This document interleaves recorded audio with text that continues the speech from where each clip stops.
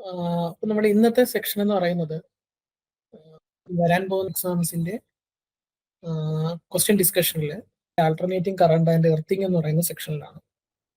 ഈ സെക്ഷനിൽ ഓൾട്ടർനേറ്റിംഗ് കറണ്ട്സും ഉണ്ട്, എർത്തിങ്സും ഉണ്ട്, ടൈപ്സ് ഓഫ് എർത്തിങ്സും ഉണ്ട്. അപ്പോൾ ഓൾട്ടർനേറ്റിംഗ് കറണ്ട് എന്ന് പറയുന്ന പോർഷൻ ആയിരിക്കും ഇന്ന് നമ്മൾ ഫുള്ള് കവർ ചെയ്യുന്നത്. അപ്പോൾ അതിൽ നിന്ന് ചോദിച്ചിട്ടുള്ള ക്വസ്റ്റ്യനും അതിൽ നിന്ന് വരാൻ ചാൻസ് ഉള്ള മോഡൽസും ആണ് ഇതിൽ നിന്ന് ഡിസ്കസ് ചെയ്യുന്നത്. ഫസ്റ്റ് ക്വസ്റ്റ്യൻ എന്ന് പറഞ്ഞാൽ ഓൾട്ടർനേറ്റിംഗ് കറണ്ട്, അതായത് നോർമലി പഠിച്ചത് തന്നെയാണ്, ജസ്റ്റ് റിവിഷൻ കൂടെ പോവുക. ഓക്കെ, നമ്മുടെ ഓൾട്ടർനേറ്റിംഗ് കറണ്ടിലെ ഫസ്റ്റ് ക്വസ്റ്റ്യൻ എന്ന് പറയുന്നത് alternating current cannot be measured by DC ammeter. DC ammeter ഉപയോഗിച്ചുകൊണ്ട് ഓൾട്ടർനേറ്റിംഗ് കറണ്ട് മെഷർ ചെയ്യാൻ പറ്റില്ല. നമുക്ക് നോർമലി അറിയാവുന്ന കാര്യം തന്നെയാണ്. പക്ഷെ അതിന്റെ കാര്യം എന്താണെന്നുള്ള വ്യക്തമായിട്ടുള്ള പോയിന്റ്സ് ആണ് ഇപ്പോഴത്തെ കേരള PSCയുടെ ക്വസ്റ്റ്യൻസിന്റെ പ്രത്യേകത എന്താണ്. ക്വസ്റ്റ്യൻസിൽ ചിലപ്പോൾ നമുക്ക് അറിയാവുന്ന ആൻസേഴ്സ് ആയിരിക്കും, അല്ലെങ്കിൽ ക്വസ്റ്റ്യൻ കഴിക്കുമ്പോൾ ആൻസർ കിട്ടും, പക്ഷെ ഓപ്ഷൻസിൽ കൺഫ്യൂഷൻ വരും. DC ammeter get damaged, correct കാര്യമാണ്. അല്ലെങ്കിൽ എന്താണ്, average value of current over A complete cycle is 0. Next option നോക്കാം. സെക്കൻഡ് ഓപ്ഷനിലിട്ട് നമുക്ക് വരാം. AC cannot pass through DC ammeter. AC changes directions periodically. None of the above.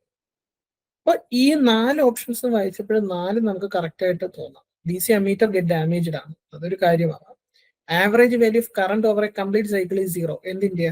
AC-യുടെ complete cycle 0 ആണ്, അതൊരു point ആണ്. AC cannot pass through DC ammeter, അത് തന്നെയാണ് ക്വസ്റ്റ്യനിലെ ഒരു ഇത് തന്നെയാണ് ഒരു ഓപ്ഷൻ കിട്ടിയിരിക്കുന്നു. AC changes directions periodically. അപ്പൊ ഈ ഓപ്ഷൻസ് എല്ലാം ഒരു ACയെ സംബന്ധിച്ചിടത്തോളം കറക്റ്റ് ആണ്. പക്ഷെ DC അമ്മീറ്റർ എന്തുകൊണ്ടാണ് പോകുന്നതെന്ന് പറയുന്നതിന്റെ കാര്യം, DC അമ്മീറ്റർ ഡാമേജ് ആവുന്നു, അല്ലെങ്കിൽ DC അമ്മീറ്റർ എന്തുകൊണ്ട് അത് മെഷർ ചെയ്യുന്നില്ല എന്ന് ചോദിച്ചാൽ average value of current over A complete cycle is 0. അതായത് ഓൾട്ടർനേറ്റിംഗ് കറണ്ടിന്റെ ആവറേജ്, അതായത് നമുക്കറിയാം ഒരു പീരീഡ്സ് എന്ന് പറഞ്ഞാൽ എങ്ങനെയാണ്, ഒരു സൈക്കിളിന്റെ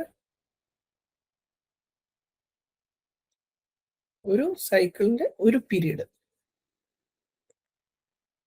സോറി, ഒരു സൈക്കിൾ, ഒരു പീരീഡ്. അപ്പോൾ ഒരു പീരീഡിന്റെ ഈ ഒരു പോർഷനും ഉണ്ട്, ദെൻ ഈ ഒരു പോർഷനും ഉണ്ട്. അപ്പൊ രണ്ടിന്റെയും സമ്മായിട്ടാണ് ഒരു മെഷീനിൽ കൂടെ പോകുമ്പോൾ, അല്ലെങ്കിൽ ഇതെന്താ, ഒരു DC കോയിലിലോട്ട് പോകുമ്പോൾ എന്താ സംഭവിക്കുന്നത്, ഒരേ സമയം 2 സൈക്കിൾസ്, അല്ലെങ്കിൽ ഹാഫ് പീരീഡ് ഒരു സൈക്കിൾ, അടുത്ത പീരീഡ് വരുന്നു. അപ്പൊ എന്താ സംഭവിക്കുന്നത് വെച്ചാൽ കോയിലിന്റെ വൈബ്രേഷൻ, അല്ലെങ്കിൽ കോയിൽ ഉണ്ടാവുന്ന ടോർക്കാണ് അവിടെ എന്താക്കുന്നത്, DC അമ്മീറ്ററിന്റെ മെഷർമെന്റ് കാണിക്കുന്നത്. സോ അവിടെ ഓൾട്ടർനേറ്റിംഗ് കറണ്ട് പാസ് ചെയ്യുമ്പോൾ എന്ത് പറ്റും, ഒരു സമയം ഒരു ടോർക്ക് വൺ സൈഡിലോട്ട് പോകും, ഒരു പോസിറ്റീവ് ടോർക്ക് പോവെങ്കിൽ അടുത്ത സമയം എന്താവും, അടുത്ത സമയം ഒരു നെഗറ്റീവ് ടോർക്ക് വരും. അപ്പോൾ ഒരു പോസിറ്റീവ് ഒരു നെഗറ്റീവ് ടോർക്ക് ഒരേ സൈക്കിളിൽ വരുമ്പോൾ അതിന്റെ കറണ്ടിന്റെ ഡയറക്ഷൻ ചേഞ്ച് ആവുന്നതുകൊണ്ട് എന്ത് പറ്റും, കറണ്ട് ഡയറക്ഷൻ ചേഞ്ച് ആവുന്നതുകൊണ്ട് average value of the torque എന്ന് പറയുന്നത് എന്തായിരിക്കും, 0 ആയിരിക്കും. ടോർക്കിന്റെ ആവറേജ് വാല്യൂ 0 ടോർക്കിന്റെ ആവറേജ് വാല്യൂ 0 എന്നുള്ളൊരു ഓപ്ഷൻ ഉണ്ടെങ്കിൽ അതായിരിക്കും ഏറ്റവും ബെസ്റ്റ് ആയിട്ടുള്ള ഓപ്ഷൻ. നമ്മുടെ ഓപ്ഷൻ ടോർക്ക് ഉണ്ടാക്കാൻ കാരണമായ കാര്യം അതാ കറണ്ടാണ്. അപ്പൊ കറണ്ടിന്റെ ഓപ്ഷൻ ഉണ്ട്, the average value of current of complete cycle is 0. So നമ്മുടെ ഓപ്ഷൻ തേർഡ് ആണ് അതിന്റെ ആൻസർ. അപ്പൊ നമ്മൾ ക്വസ്റ്റ്യനിൽ കണ്ടപ്പോൾ നമുക്കറിയാം ഈ പോയിന്റുകളെല്ലാം ശരിയായിട്ടുള്ള പോയിന്റുകളാണ്, നമുക്ക് വായിക്കുമ്പോൾ ശരിയാണെന്ന് തോന്നുന്നു. പക്ഷെ കറക്റ്റ് കോർ കാര്യം എന്താണെന്ന് മനസ്സിലാക്കുക. ടോർക്കാണ് അതിൽ 0. അപ്പൊ ടോർക്ക് എന്നൊരു ഓപ്ഷൻ നിങ്ങൾ ഇനി അടുത്ത ക്വസ്റ്റ്യനിൽ ചിലപ്പോൾ ടോർക്ക് എന്ന് പറഞ്ഞു വന്നാൽ ടോർക്ക് സെലക്ട് ചെയ്യുക. Next question, the peak value of N AC is 2 √amps. It's value will be. ഈ ക്വസ്റ്റ്യൻസ് നമ്മളിത് കാണുമ്പോൾ ചെറുതായിട്ട് നമുക്ക് തോന്നുമെങ്കിലും ഇതൊക്കെ ചോദിച്ചിട്ടുള്ളതാണ്. 2022-23 റിപ്പീറ്റഡ് ആയിട്ട് ചോദിക്കുന്നുണ്ട്. കാര്യം peak value, RMS value, then അങ്ങോട്ട് പോകുമ്പോൾ നമുക്ക് കാണാൻ പറ്റും ആംപ്ലിറ്റ്യൂഡ് വാല്യൂ, അപ്പോൾ റിയൽ വാല്യൂ, അങ്ങനെയൊക്കെ പേരുകൾ മാറ്റി മാറ്റി അവർ ചോദിക്കും. അപ്പോൾ നമുക്ക് കൺഫ്യൂഷൻ വരുന്നത്. So peak value of N AC is 2 √amps എന്ന് പറഞ്ഞാൽ പീക്ക്, അതായത് ഈ ഒരു പീക്ക്, ഇടം തൊട്ടുള്ള peak value 2 √amps. then its RMS value will be, RMS value നിങ്ങൾക്ക് അറിയാം. RMS value എങ്ങനെ കണ്ടുപിടിക്കുന്നത്, ഒരു VM/√2. സോ VM തന്നിട്ടുണ്ട് /√2 എത്രയാ, 2 amps. ഓക്കെ, ഈ ക്വസ്റ്റ്യൻസ് ചെറുതായിട്ട് നമുക്ക് എന്തെങ്കിലും ഒരു മിസ്റ്റേക്ക് വന്നാൽ അടുത്ത ഓപ്ഷനിലോട്ട് പോകാനുള്ള ചാൻസുകളൊക്കെ വളരെ കൂടുതലാണ്. *√2 അടിച്ചാൽ 4 amps ഉണ്ട്, നമ്മൾ കറക്കും. ക്വസ്റ്റ്യൻസ് കൺഫ്യൂസിങ് ആക്കാൻ വേണ്ടി നമ്മൾ കുറേ ക്വസ്റ്റ്യന്റെ ഇടയ്ക്കൊക്കെ ഇത് വരുമ്പോൾ നമ്മൾ ചിലപ്പോൾ ശരിയെന്ന് വെച്ചാൽ ചെയ്യും. അതുകൊണ്ട് peak value, RMS, amplitude value, അങ്ങനെയുള്ള വാല്യൂസ് ഒക്കെ കറക്റ്റ് ആയിട്ട് നോക്കുക. ചെയ്ത് നോക്കി ഓപ്ഷനിൽ കറക്റ്റ് ഉള്ളത് തന്നെ നോക്കി ആ ക്വസ്റ്റ്യനുമായിട്ട് മാച്ച് ചെയ്ത് തന്നെ എഴുതി പോകും. Next question, A DC voltmeter is capable of measuring maximum of 300 volts if it is used to measure the voltage across a device operating at a 220 volt A C supply. അതായത് എന്താ, ഒരു D C voltmeter ഉണ്ട്, 300 volt വരെ measure ചെയ്യാം. അത് 220 volt A C സപ്ലൈയിൽ measure ചെയ്യാനായിട്ട് ഉപയോഗിക്കുകയാണ്. Reading of the volt meter will be, ഒരു വോൾട്ട് മീറ്ററിന്റെ റീഡിംഗ് എന്താണെന്നാണ് ചോദ്യത്തിന്റെ ഏറ്റവും ചെറിയ ക്വസ്റ്റ്യൻ. അപ്പോൾ വോൾട്ട് മീറ്ററിന്റെ റീഡിംഗ് എന്താണെന്നൊക്കെ പറഞ്ഞ് നമ്മൾ ചെയ്ത് തുടങ്ങുന്നതിന് മുന്നേ ക്വസ്റ്റ്യൻ നല്ലപോലെ വായിക്കുക. ഡി സി വോൾട്ട് മീറ്റർ ആണ്, എ സി സപ്ലൈ ആണ്. ഒരിക്കലും നമ്മൾ എഴുതി ഡി സി ആണ്, അപ്പോൾ 220 എ സി ആയിരിക്കും, അപ്പോൾ എന്തായാലും ഒരു ആവറേജ് വാല്യൂ ഡിസ്പ്ലേ ചെയ്യുമായിരിക്കും. 220/2 അടിക്കാം, 110 അടിക്കാമെന്നായിരിക്കും. തെറ്റാണ്. എന്താ കാര്യം, നേരത്തെ പറഞ്ഞ അതേ കാര്യം തന്നെയാണ് ഇവിടെയും വരുന്നത്. ഡി സി മെഷർ ചെയ്യിക്കാനായിട്ട് എ സിയിൽ കൊണ്ട് വയ്ക്കുന്ന സമയത്ത് എന്ത് പറ്റും, സോറി ഡി സി വോൾട്ട്മീറ്ററിൽ എ സി മെഷർ ചെയ്യുന്ന സമയത്ത് എന്ത് പറ്റും, ടോർക്കിന്റെ, അവിടെയും കറണ്ട് കാരണം ഉണ്ടായ ടോർക്ക് എന്താണ്, വോൾട്ടേജ് കൊടുത്ത് ഇൻഡ്യൂസ് ചെയ്യുന്ന കറണ്ടാണ്. അപ്പോൾ വോൾട്ടേജ് കാരണം ഉണ്ടാകുന്ന ആ ടോർക്ക് എന്ത് ചെയ്യും, ടോർക്ക് ഓപ്പോസിറ്റ് ഡയറക്ഷനിലുമായി സം 0 ആവും. സോ ഒരു റീഡിങ്ങും പറ്റില്ല. വോൾട്ട്മീറ്ററിന്റെ റീഡിംഗ് എന്ന് പറയുന്നത് ഇറ്റ്സ് 0. ഈ ടേമുകൾ നോക്കുക, എ സി ഡി സി എന്നൊക്കെ കണ്ടാൽ ശ്രദ്ധിച്ച് മാത്രം ഉത്തരത്തിലോട്ട് പോകാം. ഇത് ഒരു പ്രാവശ്യം ചോദിച്ചിട്ട് അപ്പൊ ഞാൻ ഈ രണ്ട് ക്വസ്റ്റ്യൻ ഇട്ടതിന്റെ കാര്യം, D C voltmeter A C measure ചെയ്യുമോ അല്ലെങ്കിൽ എ സി കറണ്ട് എന്തുകൊണ്ട് മെഷർ ചെയ്യുമോ, അങ്ങനെയുള്ള രണ്ട് ക്വസ്റ്റ്യൻസ് ഈ ഏരിയ എന്നുള്ള ആ ക്വസ്റ്റ്യൻസ് റിപ്പീറ്റഡ് ആണ്. കാര്യം വാല്യൂസ് വെച്ച് വരുമ്പോൾ നമ്മൾ മാത്സിലെ പ്രോബ്ലം ആണെന്ന് പറഞ്ഞ് എഴുതി തുടങ്ങരുത്. അപ്പൊ അത് വായിക്കുന്നതിനുള്ള കൺഫ്യൂഷൻ അവർ നമ്മളെ കുഴപ്പിക്കാനായിട്ടാണ് ആ ക്വസ്റ്റ്യൻസ് അങ്ങനെ റിപ്പീറ്റഡ് ആയിട്ട് ചോദിക്കുന്നത്. നെക്സ്റ്റ് ക്വസ്റ്റ്യൻ, ഞാൻ എ സി ജനറേറ്റർ, ഇത് ജനറേറ്ററിന്റെ പോർഷനിലാണ്, പക്ഷേ ഓൾട്ടർനേറ്റിംഗ് എന്നുള്ള സെക്ഷനിൽ നിന്ന് ക്വസ്റ്റ്യൻസ് പിക്ക് ചെയ്യുന്ന ആ ക്വസ്റ്റ്യൻ പാറ്റേണിൽ ഓൾട്ടർനേറ്റിംഗ് എന്ന് പറയുന്ന രീതിയിലാണ് അത് കിടക്കുന്നത്. So A C generator, A coil with n turns, all of the same area A, total resistance R, rotates with the frequency omega in a magnetic field B, the maximum value of EMF generated in the coil. ക്വസ്റ്റ്യൻ്റെ പ്രശ്നം, sorry, ഈ ക്വസ്റ്റ്യനിലെ പ്രശ്നം എന്തെന്ന് വെച്ചാൽ ക്വസ്റ്റ്യനിൽ കുറെ ടേമുകൾ തന്നിട്ടുണ്ട്. അപ്പൊ നമ്മൾ വിചാരിക്കുന്നത് എല്ലാം കൂടെ വെച്ചൊരു ഉത്തരവും എഴുതാമെന്ന്. കാര്യം ടോട്ടൽ റെസിസ്റ്റൻസ് ആറിന് അവിടെ മാക്സിമം വാല്യൂ ഓഫ് EMF ആയിട്ട് ബന്ധമൊന്നും വരുന്നില്ല സത്യത്തിൽ. വോൾട്ടേജ് ഡ്രോപ്പ് ഒക്കെ വരുന്ന സമയത്തായിരിക്കും ആറിന് കയറി അവിടെ ബന്ധം വരുന്നത്, അല്ലെങ്കിൽ ബ്രഷ് ഡ്രോപ്സ് ഒക്കെ വരുന്ന സമയത്ത്. ഒരു എ സി ജനറേറ്ററിന്റെ നോർമലി ഒരു EMF ജനറേറ്ററിന്റെ ഇക്വേഷൻ ചോദിച്ചാൽ ഇറ്റ്സ് ടേണിനെ ഡിപ്പെൻഡ് ചെയ്യും, ഏരിയ ഓഫ് കോയിലിനെ ഡിപ്പെൻഡ് ചെയ്യും, മാഗ്നറ്റിക് ഫീൽഡിനെ ഡിപ്പെൻഡ് ചെയ്യും, ദെൻ ഫ്രീക്വൻസി ഡിപ്പെൻഡ് ചെയ്യും, അല്ലെങ്കിൽ ഒമേഗ ആംഗുലാർ ഫ്രീക്വൻസിയെ ഡിപ്പെൻഡ് ചെയ്യും. സോ ഇതിന്റെ ആൻസർ എന്ന് പറഞ്ഞാൽ ഓപ്ഷൻ സി ആണ്. കൺഫ്യൂസിങ്ങിന് വേണ്ടി ഒരു 6 എന്നൊരു ടേം തന്നിട്ടുണ്ട്. സോ 6 ഉള്ള ടേമുകൾ പിക്ക് ചെയ്ത് ഒറ്റ ഉത്തരവായിട്ട് എഴുതരുത്.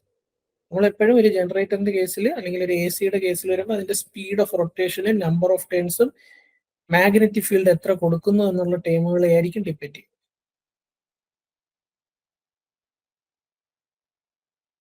നെക്സ്റ്റ് ക്വസ്റ്റ്യൻ തൊട്ട് ക്വസ്റ്റ്യൻ്റെ പ്രോബ്ലമാറ്റിക് ആയിട്ടുള്ള ക്വസ്റ്റ്യൻസിലായിട്ടാണ് വരുന്നത്. കാര്യം എന്താന്ന് വെച്ചാൽ ഡിപ്ലോമ ലെവലായാലും ITI ലെവലിലുള്ള എക്സാമുകളായാലും ക്വസ്റ്റ്യൻസിന്റെ പാറ്റേൺ ഒക്കെ അവർ മാറ്റുന്നുണ്ട്. പ്രോബ്ലംസ് കുറച്ചും കൂടി ഇൻക്ലൂഡ് ചെയ്ത് വരുന്നുണ്ട്. അപ്പൊ ചെയ്യാനുള്ള കുറച്ച് ക്ഷമയെടുത്ത് ചെയ്യാനുള്ള ക്വസ്റ്റ്യൻസ് വരുന്നുണ്ട്. സോ ഈ ക്വസ്റ്റ്യനും അതേ രീതിയിലുള്ളതാണ്, എ സിയിലുള്ളതാണ്, പക്ഷെ കുറച്ച് നോക്കേണ്ട ക്വസ്റ്റ്യൻ ആണ്. എന്താ question? A circuit connected to an A C source of EMF E0 sin omega t അല്ലെങ്കിൽ E0 sin 100t. ഇത് E0 ആണ്. E0 sin omega t or E0 sin 100t with t സെക്കൻഡ്സിലാണ്. Phase difference തന്നിട്ടുണ്ട് എത്രയാ? π/4 between EMF E and current I. Which of the following circuit will exhibit this? ക്വസ്റ്റ്യന്റെ അർത്ഥം എന്താ? ഒരു എ സി സോഴ്സ് കൊടുക്കുന്ന ഒരു സർക്യൂട്ട് തന്നിട്ടുണ്ട്. അതിന്റെ സോഴ്സിന്റെ വാല്യൂ എത്രയാണ്? E0 sin 100t. ഒരു ഫേസ് ഡിഫറൻസ് അവിടെ ഉണ്ട്. ആരുമാരൊക്കെ? EMF ആയും കറണ്ടുമായിട്ട് ഒരു ഫേസ് ഡിഫറൻസ് ഉണ്ട്.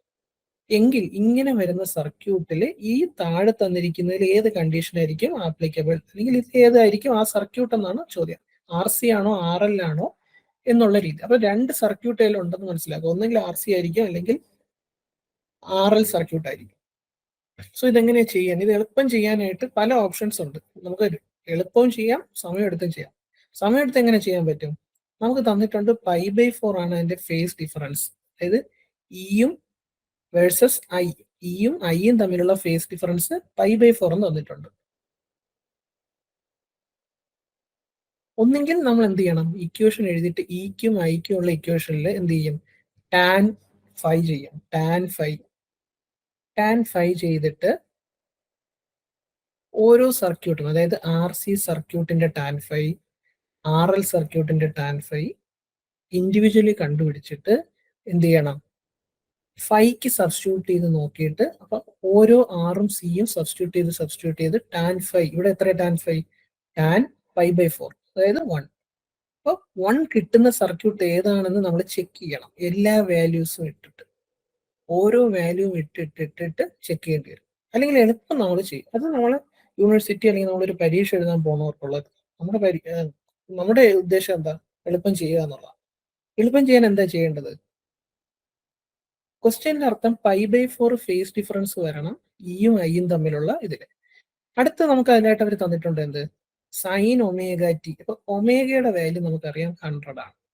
സോ ഒമേഗയുടെ വാല്യൂ 100 ടി എന്ന് തന്നിട്ടുണ്ടെങ്കിൽ നമുക്ക് എന്ത് ചെയ്യാം, നമുക്ക് സിമ്പിൾ ആയിട്ട് അറിയാം, ഫൈ എന്ന് പറഞ്ഞാൽ ഏതാണ്, ഒരു പവർ ട്രയാങ്കിൾ എന്നാണ് ഇതിന് പറയുന്നത്, അല്ലെങ്കിൽ ഇംപിഡൻസ് ട്രയാങ്കിൾ. അപ്പൊ സെഡ് എക്സ് പിന്നെന്തുണ്ട്, ഒരു ആർ ഉണ്ട്. അപ്പൊ 6 x z ചേർന്നതാണ് ഒരു പവർ ട്രയാങ്കിൾ അല്ലെങ്കിൽ ഇംപിഡൻസ് ട്രയാങ്കിൾ എന്ന് പറയുന്നത്. അപ്പൊ ഒരു നമുക്ക് കണ്ട് ഒരു ആർ സി സർക്യൂട്ടും ഒരു ആർ എൽ സർക്യൂട്ടും ഉണ്ട്. ഒരു ആർ സി സർക്യൂട്ടിലാണെങ്കിൽ എന്തായിരിക്കും, ആർ സി സർക്യൂട്ടിൽ ടാൻ ഫൈ എന്ന് പറയുന്നത്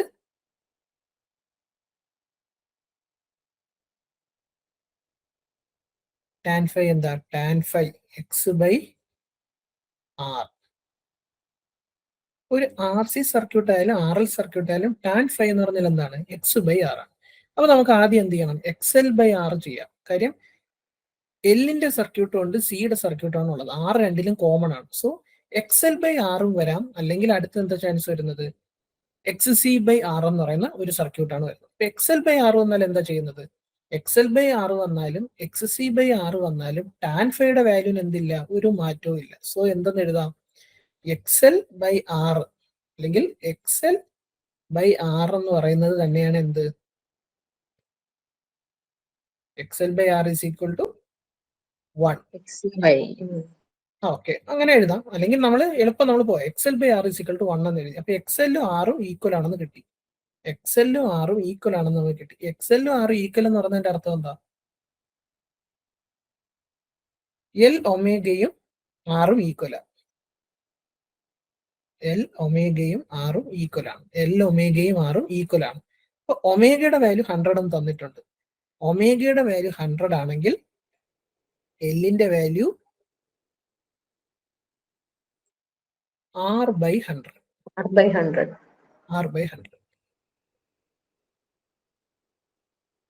പ്രോബ്ലം ഈസ് എന്റെ പെൻ ടാബിൽ എന്തോ ഒരു പ്രശ്നമുണ്ട്, അതുകൊണ്ടാണ് ഇത്രയും സ്ലോ ആവുന്നത്. അപ്പം ചെയ്യുന്നവർക്ക് കൂടെ ചെയ്തു പോവാം. L is equal to R by 100. ഈ ക്വസ്റ്റ്യനിൽ നോക്കിയേ, എല്ലാത്തിന്റെ ആർ എന്ന് പറയുന്നത് സെയിം ആണ്, 1 കിലോ ഓം ആണ്. അതാണ് ഈ ഓപ്ഷനിലുള്ള ഒരു നമുക്ക് കിട്ടിയ ഒരു സൂചന. നോക്കിയേ, എല്ലാ ആറും 1. സോ എല്ലിന്റെ വാല്യൂ നമുക്ക് ഇവിടുന്ന് തന്നെ കിട്ടും, എത്രയാ, 1 ബൈ അല്ലെങ്കിൽ 1 kilo ohm by 100. 1 kilo ohm by 100 എന്ന് പറഞ്ഞാൽ എത്രയാണ് കിട്ടുന്നത്, അതായത് 1000 ബൈ 100 വിച്ച് മീൻസ് 10 ഹെൻറി. എല്ലിന്റെ വാല്യൂ 10 ഹെൻറി കിട്ടി. എല്ലിന്റെ വാല്യൂ 10 ഹെൻറി ഉള്ള ഓപ്ഷൻസ് നോക്കുക. എല്ലിന്റെ വാല്യൂ 10 ഹെൻറി ഉള്ള ഓപ്ഷൻ ഉണ്ടോ, ഇല്ല.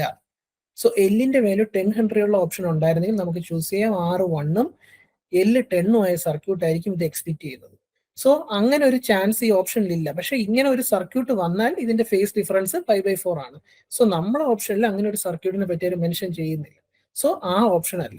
സോ ഒബിയസ്ലി അടുത്ത ഓപ്ഷൻ ഇട്ട് പോകും, ഏതാണ്, സിയുടെ ഓപ്ഷൻ ഇട്ട് പോകും, അതായത് എക്സ് സി ബൈ ആർ എന്നുള്ള ഓപ്ഷനിൽ പോകുക. എക്സ് സി ബൈ ആറിൽ കൊടുക്കുമ്പോൾ എന്താ പറ്റുന്നത്, എക്സ് സി ബൈ ആർ എന്ന് പറഞ്ഞാൽ 1 ബൈ സി ഒമേഗയാണ്. 1 by C omega R, 1 by C omega 1 by C omega R ആർക്ക് ഈക്വൽ ആണ്, അപ്പോൾ 1ന് ഈക്വൽ ആണ്. അപ്പോൾ 1 ബൈ സി ഒമേഗ ആർ 1ന് ഈക്വൽ ആണെങ്കിൽ 1 by 100 into 1 kilo ohm, 1 by 100 into 1 kilo ohm. Omega 100 തന്നെയാണ്, ആർ എന്ന് പറയുന്നത് എല്ലാത്തിനും കോമൺ ആണ്, 1 കിലോ ഓം. അപ്പൊ 1000 ഇൻറ്റു 100, അപ്പൊ എത്ര പൂജ്യമായി, 1 ബൈ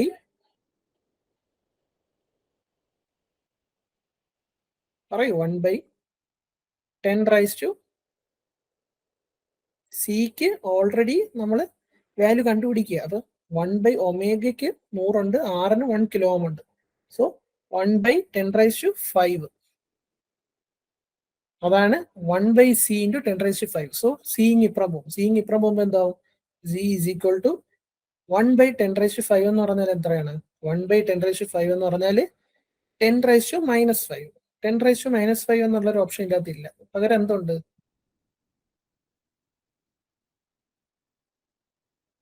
ഒരു 10 കൂടെ ആഡ് ചെയ്താൽ, ഒരു 10 കൂടെ മൾട്ടിപ്ലൈ ചെയ്താൽ എന്ത് കിട്ടും? 10 ഇൻറ്റു ചെയ്യുക, 10 മൈക്രോ കിട്ടും. സോ R 1 കിലോ ഓമും C 10 മൈക്രോ ഫാരഡ് ഉള്ള ഓപ്ഷൻ നോക്കുക. ഇതാ ഓപ്ഷൻ. നമ്മൾ പറഞ്ഞുകൊണ്ട് ഇത്രയും സ്ലോ ആയിട്ട് പറഞ്ഞത്. ചെയ്യുമ്പോൾ നമ്മൾ എളുപ്പം ചെയ്യേണ്ടതാണ്. ഇതിട്ട് നോക്കുക, ചെക്ക് ചെയ്യുക. ഇല്ലെങ്കിൽ അടുത്ത ഉറപ്പായിട്ട് സിയുടെ ഓപ്ഷനിലോട്ട് പോവുക, നോക്കുക. സോ R 1 കിലോ ഓമും C 10 മൈക്രോ ഫാരഡും വരുന്ന സർക്യൂട്ട് ആയിരിക്കും നമ്മുടെ ഈ കണ്ടീഷൻ എക്സിബിറ്റ് ചെയ്യുന്ന സർക്യൂട്ട്. ഓൾറെഡി R 1 കിലോ ഓമും L 10 ഹെൻറിയും വരുന്ന സർക്യൂട്ടും ഈ സർക്യൂട്ടിന് 5/4 ഡിഫറൻസ് വരും. കാര്യം എന്താ? ഒരു RL സർക്യൂട്ടോ RC സർക്യൂട്ടിലും ആയിരിക്കും എപ്പോഴും എന്ത് വരുന്നത്? ഫേസ് ഡിഫറൻസ് വരുന്നത്. പ്യുവർ റെസിസ്റ്റീവ് സർക്യൂട്ടിൽ ഒരിക്കലും ഫേസ് ഡിഫറൻസ് ഇല്ല. ഇയും ഐയും തമ്മിൽ ലാഗ് ആണോ ലീഡ് ആണോ എന്നും കൂടെ അവർ തന്നിരുന്നെങ്കിൽ നമുക്ക് കൂടുതൽ എളുപ്പമായേനെ. ലീഡ് ആണോ ലാഗ് ആണോ സർക്യൂട്ട് ഉണ്ടെങ്കിൽ നമുക്ക് RCയും എളുപ്പം പറയാം. പക്ഷെ ഇവിടെ ലീഡ് ലാഗ് എന്ന് പറയുന്ന കണ്ടീഷൻ പറയാതെ വെറും ഫേസ് ഡിഫറൻസ് ആയതുകൊണ്ടാണ് നമ്മൾ ഈ രണ്ട് കണ്ടീഷനും ചെക്ക് ചെയ്യണമെന്ന് പറയുന്നത്. സോ ഇതൊരു അത്യാവശ്യം നല്ലൊരു ക്വസ്റ്റ്യൻ ആണ്. ഇതൊരു ജെഇക്ക് ചോദിച്ച ക്വസ്റ്റ്യൻ ആണ്. സോ ജെഇ ലെവൽ ക്വസ്റ്റ്യൻസ് ഒക്കെ നമുക്ക് എക്സ്പെക്ട് ചെയ്യാവുന്നതാണ്. അടുത്ത ക്വസ്റ്റ്യൻ നോക്കാം. In an AC circuit, the instantaneous EMF and current is given by 100 sin 30t. I is equal to, current is equal to 20 sin 30t minus 5/4.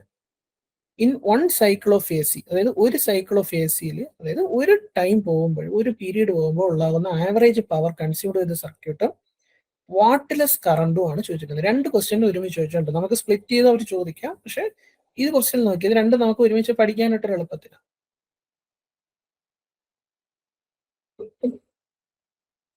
ചോദിച്ചിരിക്കുന്നത് average power consumed ആണ്. Average power consumed എന്ന് പറഞ്ഞാൽ എന്താ? ഒരു sine wave ഒരു A C സർക്യൂട്ടിലെ average power കൺസ്യൂമിന്റെ equation എന്താ? നിങ്ങൾ പഠിച്ച കാര്യമല്ലേ? അപ്പൊ നിങ്ങൾക്ക് റിവൈസ് ചെയ്യാൻ എളുപ്പമായിരിക്കും. എന്തായിരിക്കും average power consumed by circuit? 0. ഓ, 0 അല്ല. 2 Vm/π. 2 Vm/π അല്ല. വരട്ടെ, ആൻസേഴ്സ് വരട്ടെ. പ്രശ്നം എന്താന്ന് വെച്ചാൽ average power consumed by the circuit എന്നാണ് ചോദിച്ചിരിക്കുന്നത്. ഒരു എ സി സൈക്കിളിന്റെ ബാക്കിയുണ്ട്, അതിൽ കുറച്ചും കൂടെ ബാക്കി വരും. നമ്മൾ എപ്പോഴും ആവറേജ് പവർ എന്ന് പറയുന്ന കൺസെപ്റ്റ് പറയുമ്പോൾ RMS വാല്യൂ ഇട്ട് പറയാൻ നോക്കുക. RMS വാല്യൂ ഇട്ട് പറയുമ്പോൾ എങ്ങനെയായിരിക്കും? ആർക്കും അറിയില്ലെങ്കിൽ പറയാം.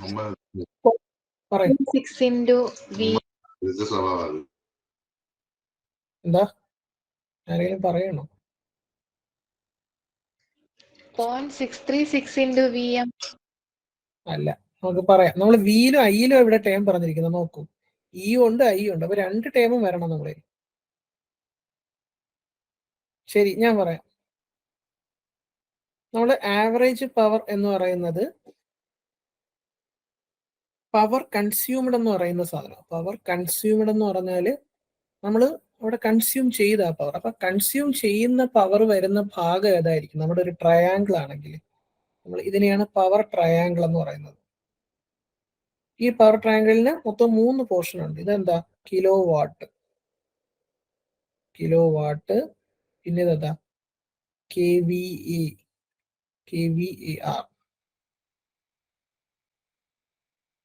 KVAR, ഇതെന്താ?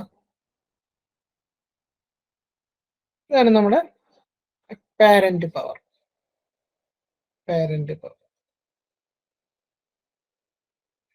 സോ നമ്മൾ കൺസ്യൂം ചെയ്ത പവർ എപ്പോഴും വരുന്ന ഏതിലായിരിക്കും? Kilo watt. അപ്പോൾ ഈ കമ്പോണന്റിലാണ് വരുന്നത്. ഈ വരുന്ന കമ്പോണന്റ് എന്താ പേര്? ഫോസ്ഫൈ component.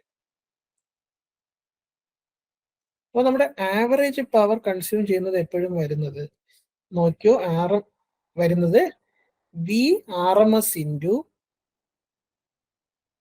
I R M S into cos phi. ഇതാണ് കോസ് ഫൈ. അല്ലെങ്കിൽ നോർമലായിട്ട് പറയുകയാണെങ്കിൽ എന്താണ്, voltage into current into power factor. അപ്പൊ കിട്ടുന്ന എന്തായിരിക്കും, power consumed by the circuit ആയിരിക്കും. അതായത് വോൾട്ടേജ് ഇൻറ്റു മൾട്ടിപ്ലൈ ചെയ്ത് കറണ്ടിനെ മൾട്ടിപ്ലൈ ചെയ്ത് പിന്നെന്താണ് എ സി സർക്യൂട്ട് ആയതുകൊണ്ട് തന്നെ ഒരു പവർ ഫാക്ടർ ഉണ്ട്, മൾട്ടിപ്ലൈ ചെയ്ത് കിട്ടുന്നതാണ് power consumed, average power consumed. So ഇതിന്റെ ഉത്തരം എന്താ വരുന്നത്, വി ആർ എം എസ് വേണം, ഐ ആർ എം എസ് വേണം, പിന്നെ കോസ്റ്റ് കമ്പോണന്റ് വേണം. ഈ ആർ എം എസ് എന്താ, ഈ തന്നിരിക്കുന്ന എന്താ, വി എം ആണ്. അപ്പൊ 100/√2 into 20/√2 into cos phi. 100/√2 into 20/√2 എത്രയാ, 100 into 20/2. 100 into 20/2. 100 into 20/2, 100 into 10 into cos pi by 4. Cos pi by 4 എന്ന് പറഞ്ഞാൽ 45. Cos 45. Cos 45 is equal to 1/√2. അപ്പോൾ 100 ഇൻറ്റു 10 ഇൻറ്റു 1/√2. എന്റെ ആൻസർ ഒന്ന് നോക്കി. 50/√2. ശരി, ഓക്കെ. 1000/√2. ഓക്കെ, അപ്പൊ 1000/√2 കിട്ടി.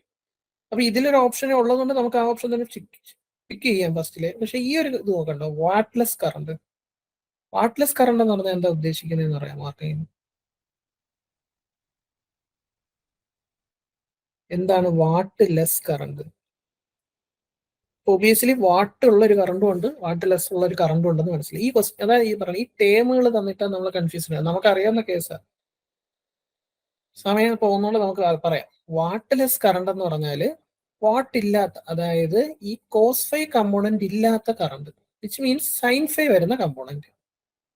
സൈൻ ഫൈ വരുന്ന കമ്പോണന്റ് എന്ന് പറഞ്ഞാൽ ഐന്റെ കൂടെ, അതായത് ഈ ഐ ആർ എം എസിന്റെ കൂടെ സൈൻ ഫൈ ഗുണിച്ച് കിട്ടുന്ന ഉത്തരം. ഐ ആർ എം എസിന്റെ കൂടെ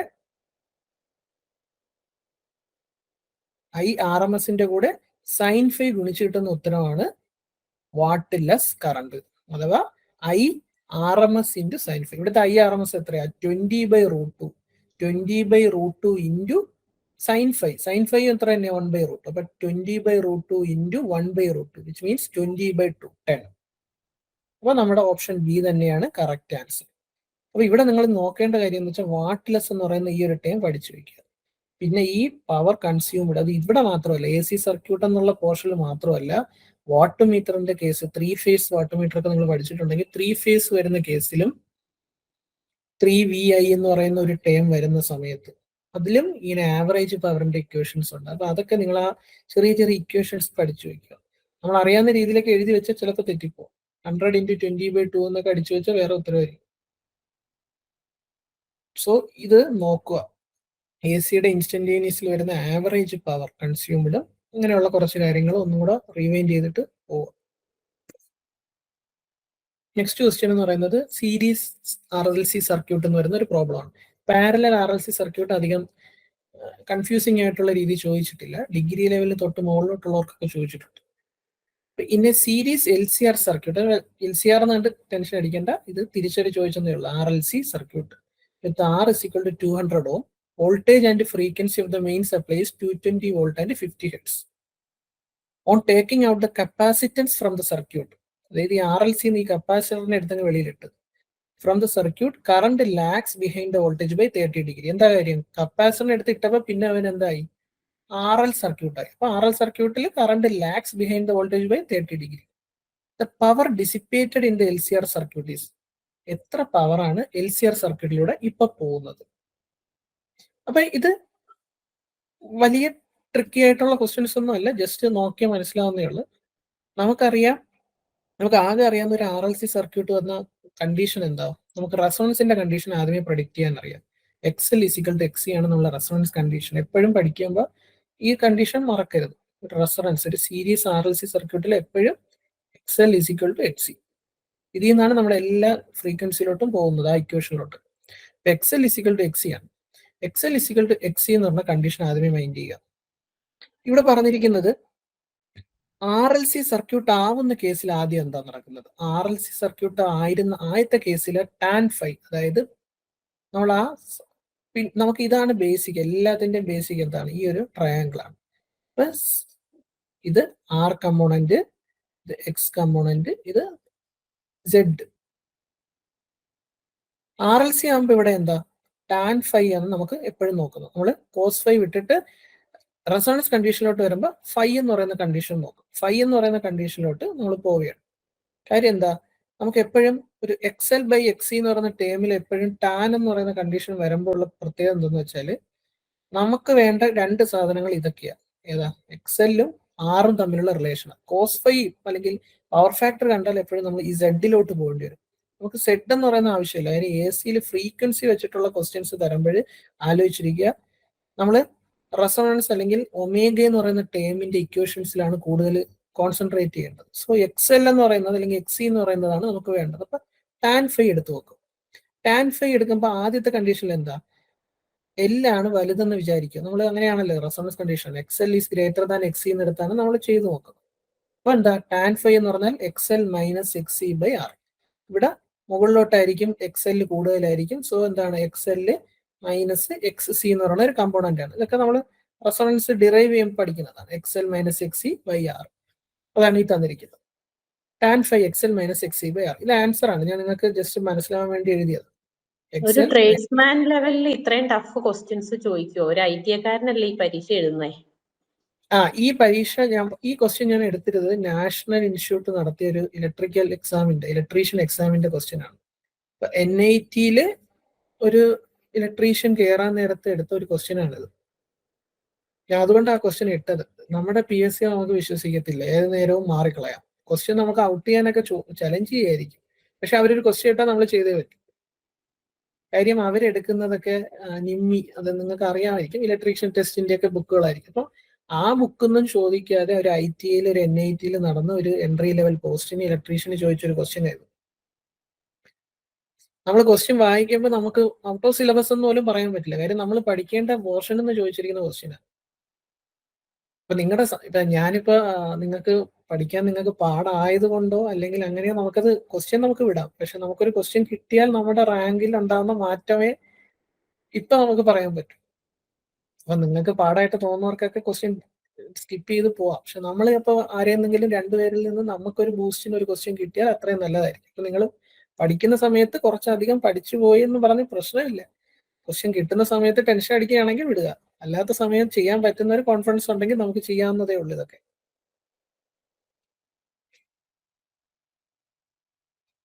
അപ്പൊ നിങ്ങൾ നോക്കുക, ക്വസ്റ്റ്യൻ പാടുണ്ടോ ഇല്ല എന്നുള്ളത് പിന്നീട് കാര്യം. നമ്മളെ കൊണ്ട് പറ്റുന്നുണ്ടെങ്കിൽ അത് ചെയ്യാൻ ശ്രമിച്ചാൽ നല്ലതായിരിക്കും.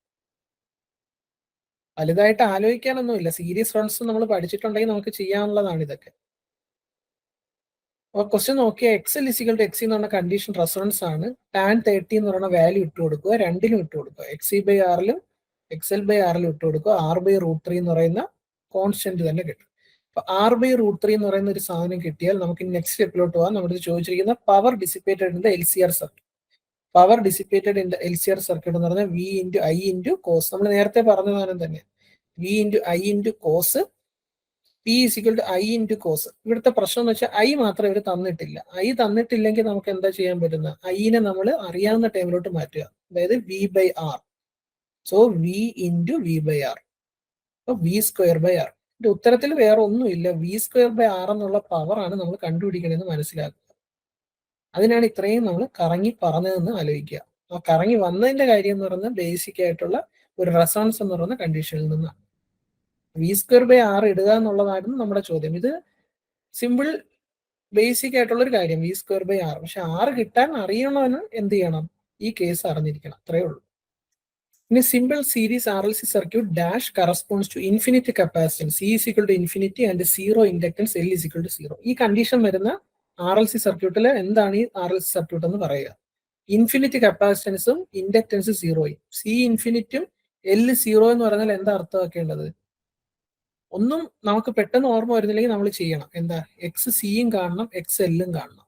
XC എന്ന് പറഞ്ഞാൽ 1/C ഒമേഗ. അപ്പൊ 1/C എന്ന് പറയുന്നത് 1/∞ ആണ്. 1/∞ എന്ന് പറയുന്ന ഒരു ടേമിലോട്ട് പോകും. അപ്പൊ കപ്പാസിറ്റൻസ് കാരണം ഉണ്ടാകുന്ന റിയാക്ടൻസ് എന്താണ്? 1/∞ മീൻസ് 0.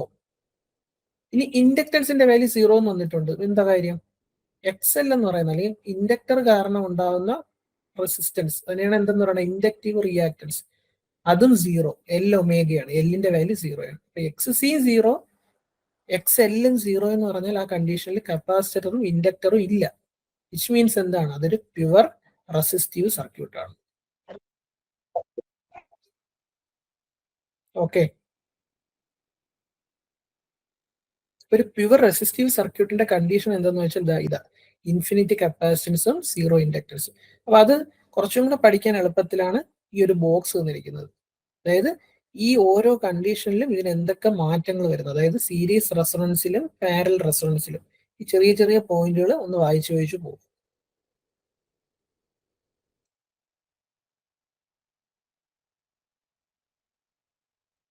അടുത്ത ക്വസ്റ്റ്യനും ഇതുപോലത്തെ ഒരു ക്വസ്റ്റ്യൻ. എന്താ ഈ പറഞ്ഞതുപോലെ തന്നെയാണ്, പക്ഷെ അതിന്റെ വേറൊരു രീതിയിലാണ്. ഈ റെസൊണൻസ് എന്നുള്ള കേസിൽ എപ്പോഴും റെസിസ്റ്റീവ് എന്ന് പറയുന്ന സർക്യൂട്ട് അല്ലെങ്കിൽ പ്യുവർ റെസിസ്റ്റൻസ് എന്ന് പറയുന്ന ഓപ്ഷൻ വരുന്ന ആൻസേഴ്സ് ആയിരിക്കും കൂടുതലും വരുന്നത്. അപ്പൊ അത് പല രീതിയിൽ ക്വസ്റ്റ്യൻസ് അവർക്ക് ചോദിക്കാം. Which of the following circuit exhibit maximum power dissipation? എപ്പോഴാണ് ഒരു സർക്യൂട്ടിൽ മാക്സിമം പവർ വരുന്നത്? അവിടെ റെസിസ്റ്റൻസ് മാത്രം ഉണ്ടായിരിക്കുമ്പോൾ. അതിന്റെ ഉത്തരം എന്താണ്? പ്യുവർ റെസിസ്റ്റീവ് സർക്യൂട്ട് ആണ്. അപ്പൊ ഈ സീരീസ് റെസൊണൻസ് സർക്യൂട്ടിൽ ITA ലെവലിൽ നമുക്ക് ക്വസ്റ്റ്യൻ എക്സ്പെക്ട് ചെയ്യുന്നത് ഇതുപോലത്തെ ക്വസ്റ്റ്യൻസ് ആയിരിക്കാം. പക്ഷെ ക്വസ്റ്റ്യനിൽ ഒരു പ്രോബ്ലം വന്നാൽ ചെയ്യാനായിട്ടുള്ള കുറച്ച് ബേസിക് നമ്മൾ അറിഞ്ഞിരിക്കുക. അതിനു വേണ്ടിയുള്ള പ്രിപ്പറേഷനും കൂടെ സൈഡിൽ കൂടെ നടത്തുക.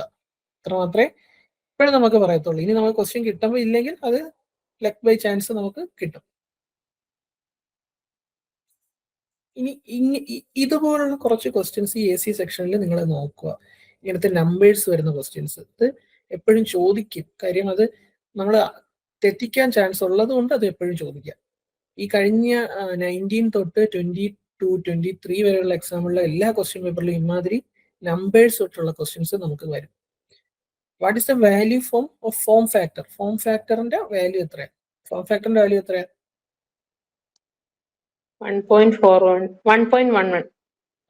അതാ ഇപ്പൊ നമ്മൾ പെട്ടെന്ന് പറഞ്ഞുകൊണ്ട് ചിലപ്പോൾ തെറ്റിയതായിരിക്കും. പക്ഷെ നമുക്കത് അവിടെ ചെല്ലുമ്പോൾ നമുക്ക് കറക്റ്റ് പിക്ക് ചെയ്യണം, അല്ലെങ്കിൽ തെറ്റും. ഫോം ഫാക്ടർ എന്ന് പറഞ്ഞതിന്റെ ഇക്വേഷൻ എന്താ? Form factor is RMS by average value. മറക്കരുത്, RMS by average.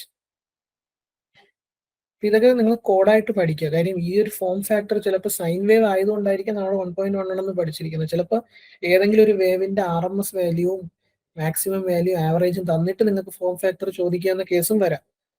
So RMS by average എന്നുള്ളത് ഫോം ആണെന്ന് പഠിക്കുക. ഇനി നിങ്ങൾ ട്രിക്കി ആയിട്ടുള്ള കോഡൊക്കെ ഉപയോഗിക്കാം. RMS എന്ന് പറഞ്ഞ Rameshan by average, Rameshan beverage പോയി ഫോം ആയി, അങ്ങനെയൊക്കെ പഠിച്ചു വയ്ക്കാം. അപ്പോഴൊക്കെ ആകുമ്പോൾ നമുക്ക് പെട്ടെന്ന് മറക്കൂല, ഏത് ഇട്ടാലും നമുക്ക് പെട്ടെന്ന് എഴുതാം. 1.11. അടുത്ത ക്വസ്റ്റ്യൻ നോക്കി.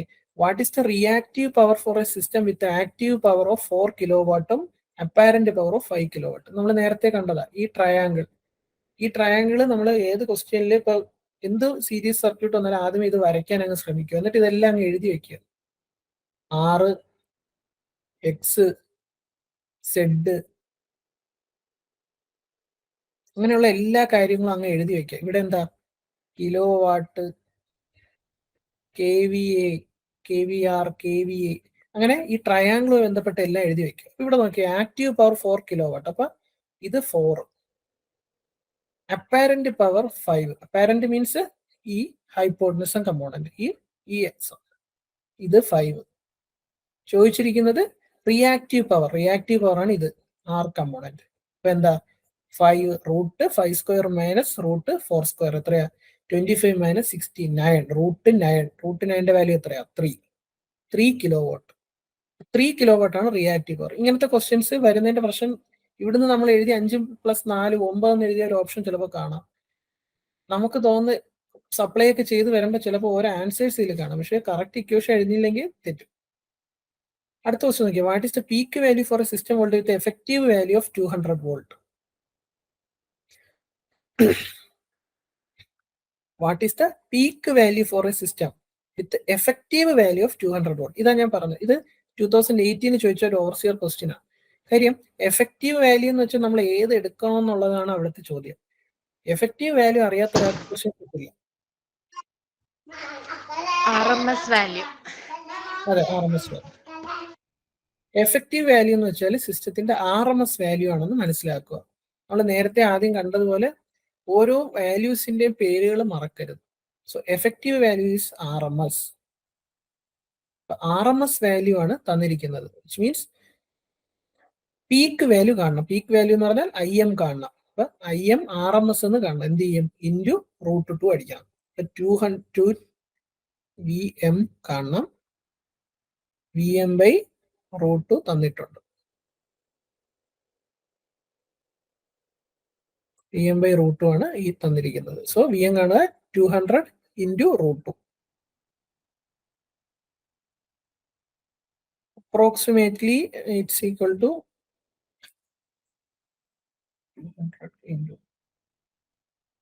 200 into 1.41. ഓപ്ഷനിൽ അങ്ങനെ ഒരു 282 സംതിങ് 82 സംതിങ് വരണം. ഓക്കെ, ഓപ്ഷനിൽ അങ്ങനെ.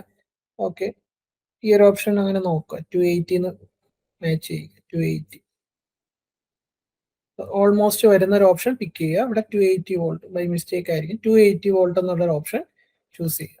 സോ ഇവിടുത്തെ ക്വസ്റ്റ്യനിലല്ല, നമ്മൾ എഫക്റ്റീവ് വാല്യൂ എന്ന് പറയുന്ന ഒരു ടേം ആണ് നമുക്ക് അറിയേണ്ടത്. Effective value.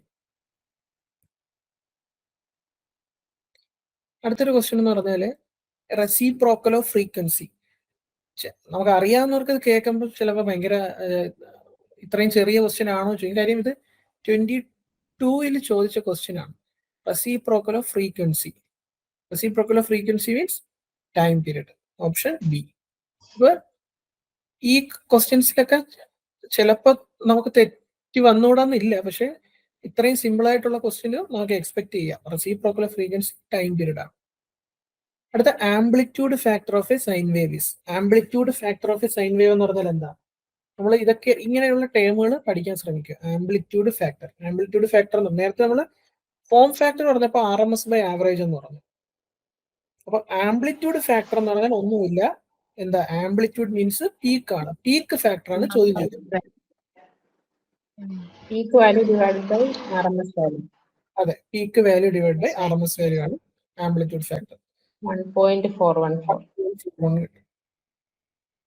സൈൻ വേവ് ആയതുകൊണ്ടായിരിക്കും നമ്മൾ ചിലപ്പോൾ കാണാൻ പഠിക്കുന്നത് വരുന്നത്. അപ്പൊ സൈൻ വേവ് അല്ലാതെ ചിലപ്പോൾ ഏതെങ്കിലും ഒരു വേവ് തന്നിട്ട് ഇങ്ങനെ വാല്യൂ തന്നിരുന്നാൽ നമ്മൾ ഇക്വേഷനിൽ നിന്ന് എഴുതാൻ അറിയണം. സോ ആംപ്ലിറ്റ്യൂഡ് ഫാക്ടർ എന്തെന്ന് അറിഞ്ഞിരിക്കുക.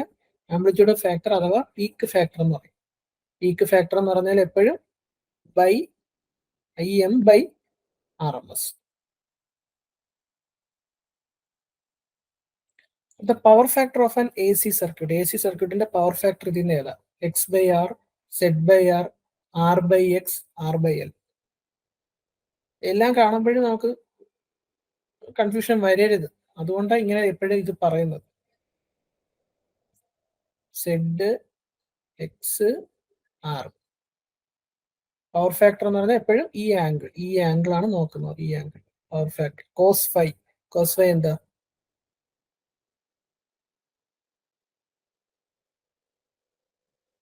R/Z ആണ്. Z ആണ്. ഓക്കെ, ഇതിൽ ഓപ്ഷനിൽ R/Z.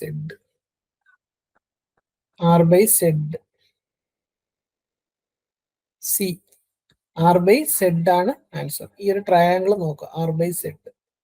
അടുത്ത ക്വസ്റ്റ്യൻ നോക്കി. An alternating voltage with V is equal to 20 sin 157t.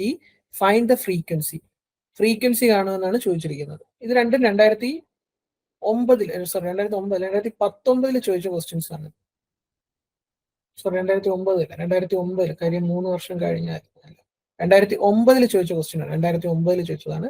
Alternative voltage with V is equal to 20 sin ωt frequency കാണുക. വിച്ച് മീൻസ് ഒമേഗ തന്നിട്ടുള്ളതിനെ ഫ്രീക്വൻസിലോട്ട് കൊണ്ടുപോകുക. Omega is equal to 2πf. Omega is equal to 2πf. ഓ frequency എന്ന് പറഞ്ഞാൽ ω/2π 157/2π.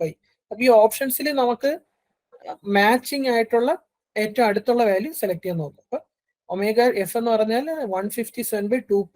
പൈയുടെ value full നിങ്ങൾ ഇടണ്ട. 157/2 × 3 എന്നോ അടുത്തിടുക. 157/6.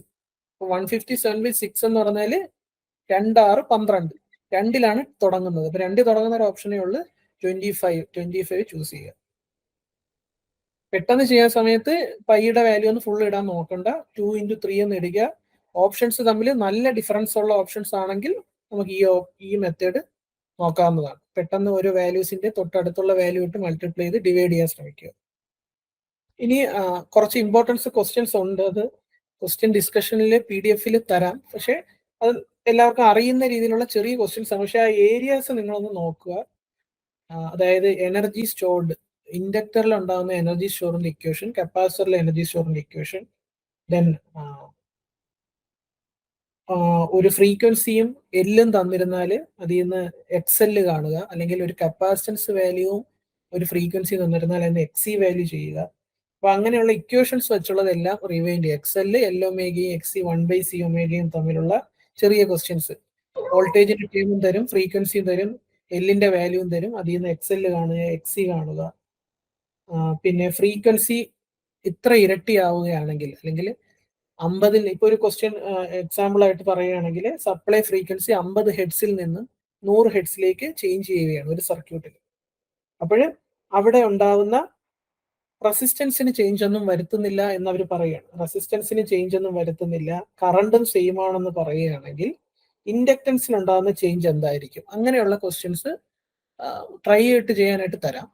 അതായത് ക്വസ്റ്റ്യൻസ് ചെയ്ത് നോക്കുക. അപ്പൊ അങ്ങനെ ഉണ്ടാകുന്ന ഇപ്പൊ ഡബിൾ ആവുമോ, ഹാഫ് ആവുമോ, അങ്ങനെയുള്ള കേസുകൾ ഒന്ന് നോക്കുക. അത് ഇക്വേഷൻ വെച്ച് ചെയ്യേണ്ടതാണ്. അപ്പൊ ഇക്വേഷനിൽ ഇട്ട് കൊടുക്കുമ്പോൾ ഡയറക്റ്റ് കിട്ടുന്ന ക്വസ്റ്റ്യൻസ് ആണ്. ഇപ്പൊ AC എന്ന് പറയുന്ന രീതിയിൽ, ഓൾട്ടർനേറ്റിംഗ് എന്ന് പറയുന്ന രീതിയിൽ ഇത്രയും ക്വസ്റ്റ്യൻസ് ആണ് നോർമലി റിപ്പീറ്റഡ് ആയിട്ട് ചോദിക്കുന്നത്.